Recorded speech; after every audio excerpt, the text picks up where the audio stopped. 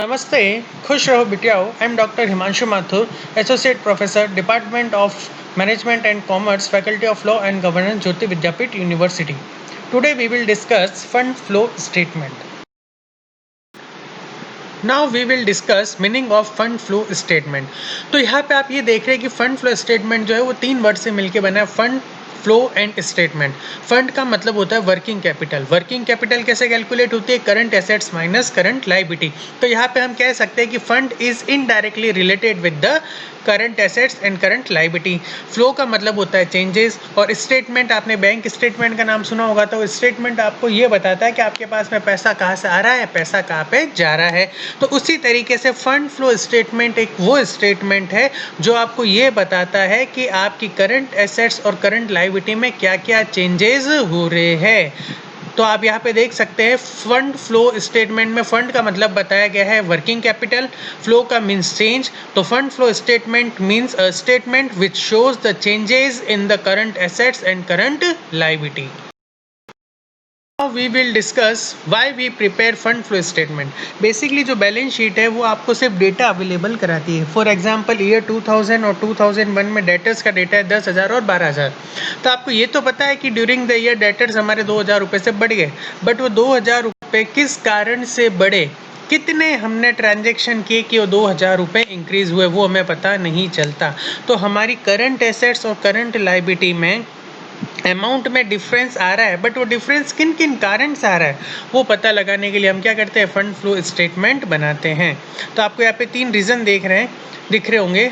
तो इन 3 रीज़न को कंप्लीट करने के लिए हम क्या करते हैं, फंड फ्लो स्टेटमेंट बनाते हैं। What fund were available during the accounting period and for what purpose of fund were utilise.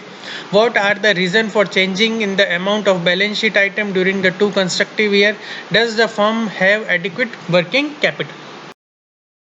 अब हम ये देख रहे हैं कि फंड फ्लो कब माना जाएगा। अगर करंट लायबिलिटी और करंट एसेट्स के बीच में कोई ट्रांजैक्शन होता है तब हम मानेंगे कि वर्किंग कैपिटल में कुछ भी चेंज नहीं आया है, फ्लो फंड में कुछ भी फ्लो नहीं हुआ है। अगर transaction non current liability non current assets के बीच में होता है तो हम मानेंगे there is no change in fund.